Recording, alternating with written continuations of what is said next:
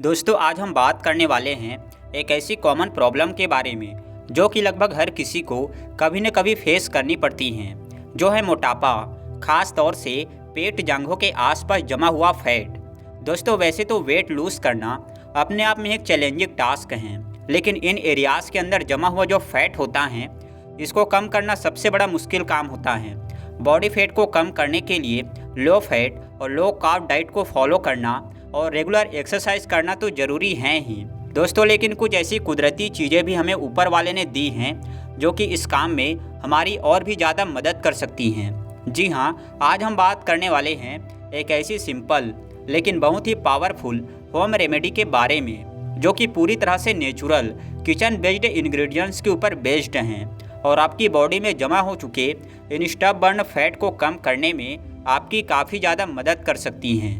But आगे बढ़ने से पहले मैं आपको यहाँ बताना चाहूँगा कि यह रेमेडी कोई जादुई चीज़ नहीं है। इसमें आपको रातों रात मोटापा कम नहीं हो जाएगा, फैट एकदम से पिघल के बाहर नहीं निकल जाएगा, बल्कि यह रेमेडी साइंटिफिकली डिज़ाइंड है और आपको धीरे धीरे फैट कम करने में मदद करती हैं, जो कि असल में वज़न घटाने का सही तरीका है।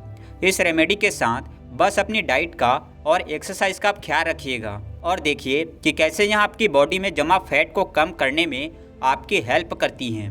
तो चलिए बिना किसी देरी के इस वीडियो को शुरू करते हैं और जानते हैं इस रेमेडी के बारे में पूरी डिटेल के साथ। दोस्तों जून में रिलीज़ हुई लॉन्सेट ग्लोबल हेल्थ के रिपोर्ट के अनुसार देश में लगभग 50% पर इंडियंस फिजिकली अनफिट हैं और 30 से 40% पर इंडियंस एब्डोमिनल ओबेसिटी यानी कि तोंद बढ़ने की समस्या से जूझ रहे हैं। इसका सबसे बड़ा रीज़न है अनहेल्दी डाइट।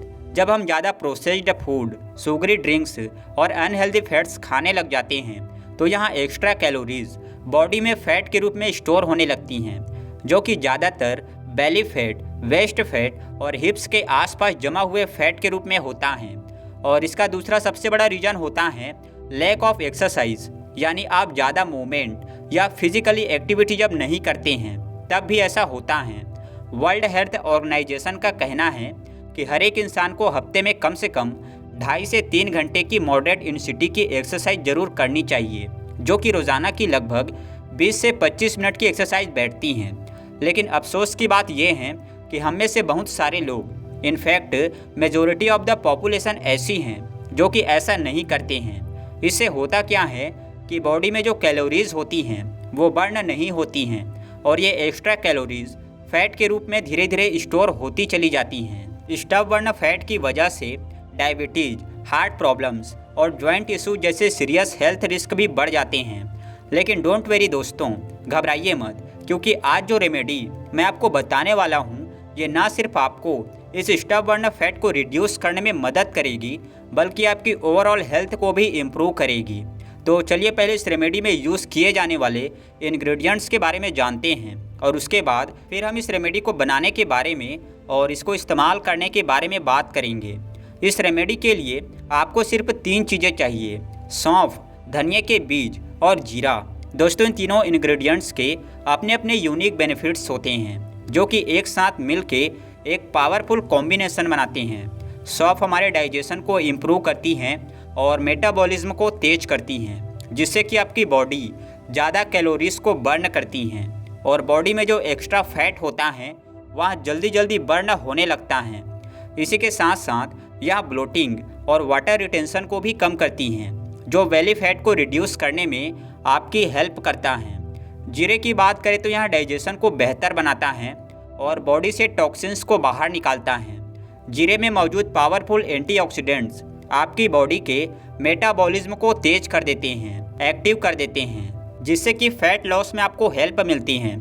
और लास्टली कोरिएंडर सीड्स यानी धनिया के बीज की अगर बात करें तो यह अपनी कूलिंग प्रॉपर्टीज़ के लिए जाने जाते हैं। ये डायूरेटिक होते हैं जिससे कि वाटर वेट बॉडी में कम होता है।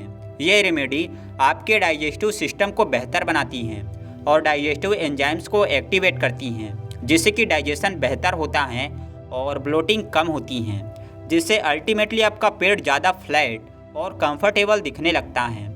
तो ये हैं दोस्तों वो तीनों इंग्रेडिएंट्स जो कि इस रेमेडी को तैयार करने के लिए हमें चाहिए। अब आइए जानते हैं कि इसकी मदद से इस रेमेडी को हम कैसे बनाएंगे और कैसे इसका इस्तेमाल करेंगे। लेकिन उससे पहले अगर वीडियो पसंद आ रही हो, कुछ नई अच्छी जानकारी इससे आपको अगर मिल रही हो, तो फटाफट से लाइक वाला बटन प्रेस कर दीजिए।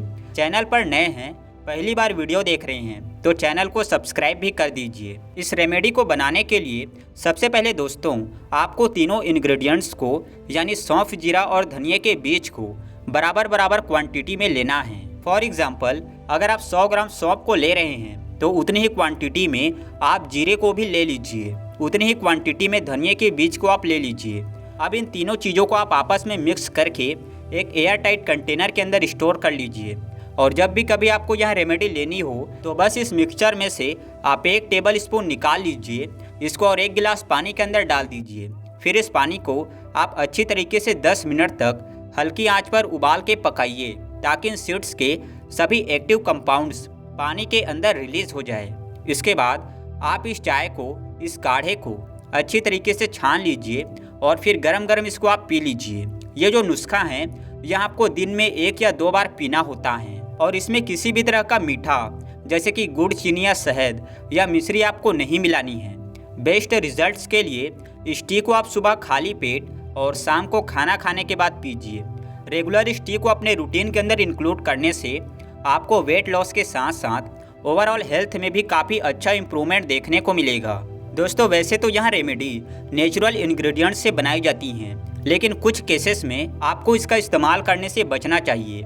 मसलन अगर आप कोई प्रेग्नेंट लेडी हैं या फिर ब्रेस्ट फीडिंग वुमन हैं, तो ऐसे में आपको इसका इस्तेमाल नहीं करना है। इसी के साथ साथ अगर आपकी कोई लंबे समय से दवाइयाँ चली आ रही हैं, स्पेशली थायराइड, डायबिटीज़ या फिर ब्लड प्रेशर की दवाइयाँ अगर आप लेते हैं, तो ऐसे में इसको लेने से पहले एक बार अपने डॉक्टर से आप पूछ लीजिएगा कि इसे आप ले सकते हैं या फिर नहीं। इसके अलावा एक हेल्दी और बैलेंस्ड डाइट लेना बहुत ज़रूरी होता है। अपनी डाइट के अंदर fresh fruits, vegetables, whole grains और लीन प्रोटीन को आप इंक्लूड कीजिए। कभी भी बिल्कुल पेट को पूरा भर कर आप ऊपर तक ठूस कर मत खाइए। हमेशा थोड़ी सी जगह छोड़कर खाना खाइए। खाने के फ़ौरन बाद पानी मत पीजिए, खाने के फ़ौरन बाद लेटिए मत, और इसके साथ साथ रेगुलर एक्सरसाइज करते रहिए। ख़ास तौर से खाना खाने के बाद रोज़ाना टहलने की जो आदत है यह आपके लिए बहुत बढ़िया है।